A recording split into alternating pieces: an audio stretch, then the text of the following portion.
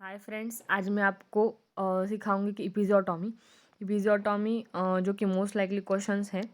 तो इपिज़ोटॉमी के पहले हम देखेंगे डेफिनेशन में हम देखेंगे कि it is purposeful incision made on perineum for easy delivery of foetus by enlarging the introitus. ये तो हमको पता ही है कि ये पर्पसफुल इंसिजन लिया हुआ है ऑन द पेरिनियम मतलब कि जो डिस्टेंस है फोर्चिट एंड एनस इनमें का for the easy delivery of foetus by enlarging the introitus. Then हम देखेंगे इंडिकेशन में फर्स्ट इंडिकेशन है ऑल प्राइमी ग्रेविडा मतलब जिनकी फर्स्ट टाइम डिलीवरी होती है उनको हम प्राइमी ग्रेविडा बोलते हैं। बाद में ब्रिज डिलीवरी जो कि जिन जिन बेबी का हेड जो है वो ऊपर की साइड में होता है उनके लिए हम एपिज़ोटॉमी करते हैं। बाद में इंस्ट्रूमेंटल डिलीवरी मतलब कि फोर्सेप डिलीवरी। बाद में प्रोलॉन्ग अगर सेकंड स्टेज ऑफ लेबर अगर प्रोलॉन्ग है तो उनमें हम एपिज़ोटॉमी करते हैं। बाद में maternal distress and rigid perineum. Maternal distress मतलब कि अगर मदर को बहुत सीरियस कौन से डिसीजेस है जैसे कि डायबिटीज़ मेलाइटस हो गया, इस टाइप के अगर डिसीज़ होंगे तो हम उनको एपिज़ोटॉमी कर देते हैं। बाद में रिजिड पेरिनियम अगर टीयर होने के चांसेस बहुत ज़्यादा है तो हम एपिज़ोटॉमी कर देते हैं। बाद में एनेस्थीसिया देखेंगे। एनेस्थीसियामध्ये ये हम एक शॉर्ट ट्रिक देखेंगे कि हमको जस्ट ये लर्न करें पीसीएफ एंड डीसीपी मतलब कि पीसीएफ मतलब पोस्टीरियर ब्रांचेस ऑफ पीसीएफ मतलब कि posterior क्यूटेनस femoral nerve and dorsal क्यूटेनस branches of प्यूडेंटल nerve. इनको अगर हमने ब्लॉक कर दिया तो एपिज़ोटॉमी हमें आसान होगी। बाद में इनकी टाइमिंग क्या है वो देखेंगे। टाइमिंग है at the crowning of head and then before and after introduction of forcep blades. मतलब कि जब हम देखेंगे मतलब डॉक्टर्स को दिखता है कि बेबी बाहर आ रहा है मतलब at the timing at the crowning of head. Then हम देखेंगे कि before and after introduction of forcep blades हमने फोर्सेप ब्लेड्स हम जब इंट्रोड्यूस करते हैं उसके बाद हम एपिज़ोटॉमी दे सकते हैं। देन टाइप्स हम देखेंगे कि टाइप्स में हमने देखा है कि फर्स्ट टाइप है मेडियल मतलब कि incision begins at the centre of fourchette में ये चालू होता है and it is directed posteriorly for approx 2.5 centimetre in the mid line. कि जो फोर्चिट से चालू होता है एंड पोस्टेरियरली एनस तक आता है 2.5 centimetre in the mid line. ये मिड लाइन है इसलिए हम इसे मेडियल बोलते हैं। बाद में जो टाइप है वो है मेडियोलैटरल में इंसिजन बिगिंस वो से मतलब ये सबकी जो इंसिजन चालू है वो फोर्चिट से ही चालू है। जस्ट इन उनकी डायरेक्शन से हमने ये टाइप्स किए वाले हैं। मेडियोलैटरल में जो वही मतलब चालू होगा सेंटर ऑफ फोर्चिट से and then it is directed either to right or to left that is made diagonally 2.5 centimetre away from the anus. ये हम देखेंगे ये है एनस और 2.5 सेंटीमीटर ये डायगोनली क्या हो रहा है डायरेक्टेड हो रहा है।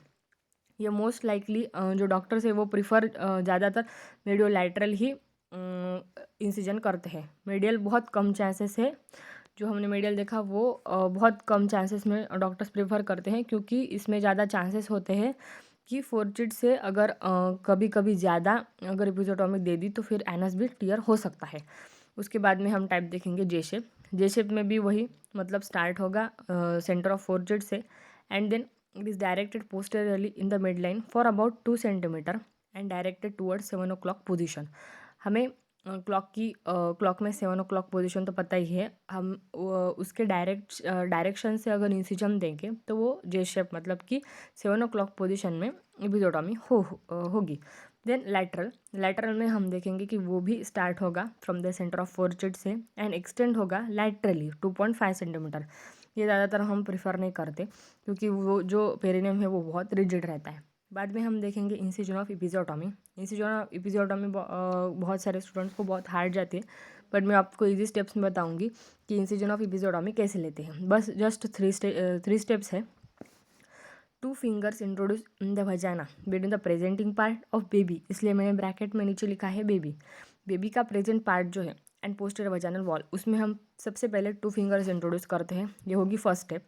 देन मिड बाय मतलब किससे हम ये कर सकते हैं कि इंसिजन ले सकते हैं वो हम लेते हैं। एक तो वो जो सीज़र रहते हैं वो कैसे रहते हैं कर्ड और ब्लंट पॉइंटेड शार्प सीजर्स रहते हैं। एक तो वो कर्ड तो होते हैं और शार्प होते हैं बट ब्लंट होते हैं।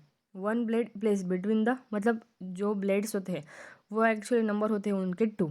तो एक ब्लेड हम इंट्रोड्यूस करते हैं between the fingers and posterior vaginal wall and others on the skin. इसको ऐसे ध्यान में रखेंगे, ऐसे जस्ट इमेजिन करेंगे कि एक जो ब्लेड का पार्ट है वो हमने स्किन पर रखा है और जो दूसरा पार्ट है वो हम रखेंगे between the fingers and poster vaginal wall. बस ये 2 ही स्टेप्स इंपॉर्टेंट है गाइस, ये फर्स्ट और सेकंड। देन तो थर्ड और फोर्थ बहुत ईजी है। थर्ड जो है वो बस यही बताया है कि इंसिजन कहाँ से कहाँ लेना है, और जो फोर्थ है वो बस वही ऊपर वाले का बता दिया है कि वो डायरेक्टेड डायगोनली है। वो जो डायग्राम है नीचे की थोड़ी सी रॉन्ग हो गई है, वो डायरेक्टेड डायगोनली है 2.5 सेंटीमीटर अवे फ्रॉम एनस। वो मेडियोलैटरल की डायग्राम है बट मेडियल की दी गई है।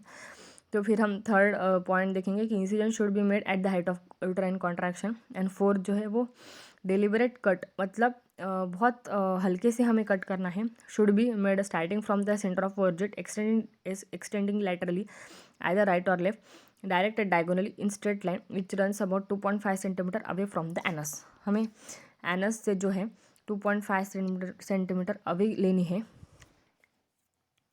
डायरेक्टेड डायगोनली 2.5 सेंटीमीटर बस। और जो इंसिजन है जो थर्ड पॉइंट में मैंने दिया हुआ है कि वो बहुत हमें मतलब डेलिबरेट तो कट करना है और हाइट ऑफ कॉन्ट्रैक्शन में ही उसे इंसिजन करना है। अगर हाइट ऑफ कॉन्ट्रैक्शन मतलब कॉन्ट्रैक्शन अगर उसको आ नहीं रही और फिर भी हमने कट किया तो फिर बहुत मतलब प्रॉब्लम हो सकती है।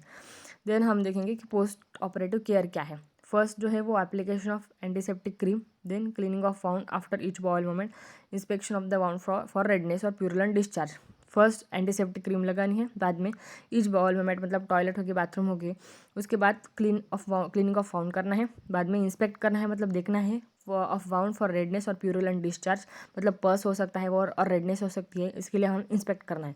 बाद में कॉम्प्लिकेशंस क्या क्या हो सकते हैं, हिमेटोमा हो सकता है, इन्फेक्शन हो सकता है और नॉन यूनियन ऑफ वाउंड भी हो सकता है, मतलब उसको वो भर भी नहीं सकती वाउंड।